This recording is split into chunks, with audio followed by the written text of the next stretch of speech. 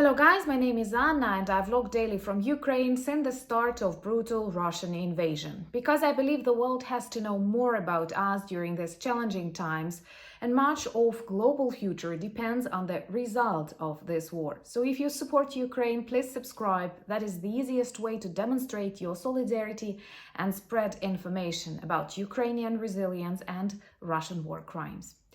Today I want to react to many comments that I receive below my videos, and these are questions about Navalny or even advice to pray for him.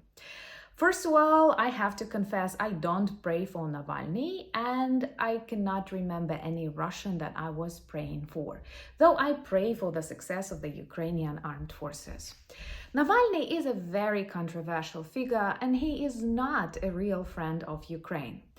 There are bad, worse, and the worst people in Russia, but so far I cannot name any oppositioner that I consider really democratic, really strong. Please let me know in the comments below if there is someone that you believe can change the future of Russia and turn it into the correct direction, remembering this is a huge country with 140 million of people who are in awe with Stalin, Putin, and Russian war crimes in Ukraine. So, Navalny was active in Russian politics for a really long period of time. Of course, Putin persecutes his enemies and he sentenced Navalny first for 9 or 11 years in prison for fraud. He was trying to poison him in a plane in 2020, it seems to me. And by the way, we have a separate video on Russian crimes and poisoning in Soviet Union, in Russian Empire. That is their national tradition, and I will link this video so that you can check.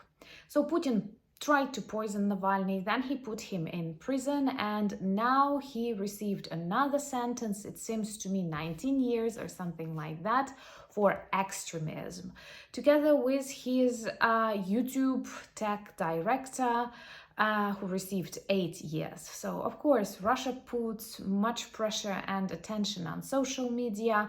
They filter the information that people get, and they try to clean all the opposition. Well, Putin is a president for more than 20 years. And honestly, this thought frightens me.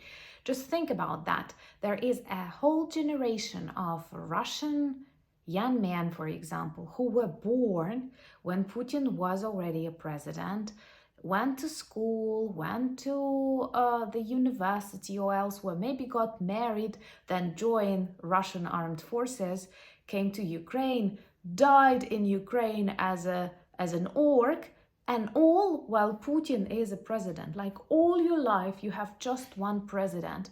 If you agree that this is absurd and you are not yet subscribed, please subscribe and help more information about Ukraine be available on YouTube, because that's really important. So now when Navalny received another sentence for 19 years in really bad conditions, and we do understand that anything can happen to him because lots of Russian oligarchs, influencers fall out of windows even in their own homes. So of course anything can happen to him in a jail. And I feel sorry for that. But he is a fighter for power in Russia. He speaks about democracy, but his attitude to Ukraine is pretty negative.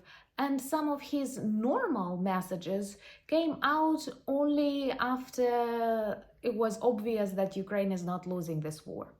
Because first of his comments that made all of Ukrainians really angry was on Crimea. When Crimea was annexed back in 2014 and he was asked, is Crimea Ukraine? He said, Crimea is not a sandwich. You cannot pass it from one country to another, so let it be Russian. And for me, this is a red flag, which demonstrates that Navalny is a typical Russian chauvinist, imperialist, who is just not a crazy monster like Putin, and perhaps he wouldn't have threatened the world with nuclear weapons, but he is definitely satisfied with a lot of new lands that Putin stole from other countries. So that was a litmus test for me.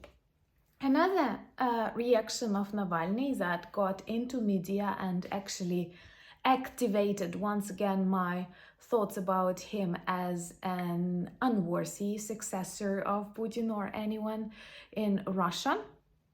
That is the fact that he spoke about Girkin.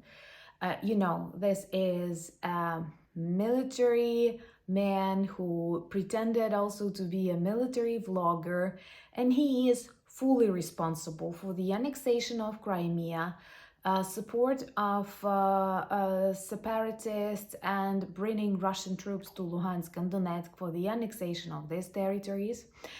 And he criticized Putin and Shoigu, but not for war in Ukraine, but for the way they conduct this war, that they are not effective in killing Ukrainians.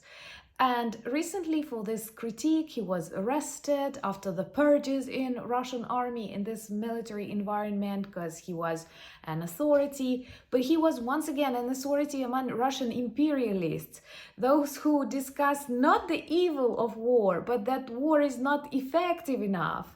Not many Ukrainian territories are captured, that not many Ukrainians are dead.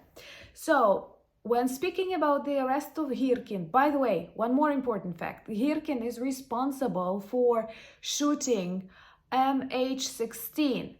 This is a huge tragedy where many people, innocent people, died because Russian orcs got Donbass and started shooting like crazy in the skies.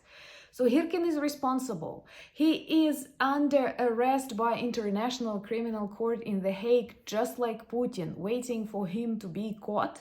And this person is arrested, and what is Navalny's reaction? Girkin is a victim. Girkin is a political dissident. Girkin is a political prisoner. No. Girkin is a criminal. Girkin is a terrorist responsible for thousands of deaths. And Navalny describes him just as himself a victim of the Putin's regime. Of course, Putin put him in the jail, but he is worse a death sentence too, just like all of that band around. For me, Navalny is an example of a typical Russian chauvinist, imperialist, who demonstrate disrespect to other cultures, their independence, their choices, but he's just not an authoritarian kind of leader. He is not totally crazy like Putin, and he tries to flirt with the West. He tries to demonstrate himself that way, but when speaking inside Russia to Russian population, he's a typical imperialist. What is also important, most of his work was focused on corruption of Putin's regime, but not of crimes that Putin's regime committed against Chechnya, Georgia, Ukraine. It was not his topic of priority. So, honestly, I'm sorry, but don't ask me to pray for Navalny, I will not. And another entertaining fact, and quite uncomfortable for me, was that documentary about Navalny won Oscar this year. And I had a separate video on that.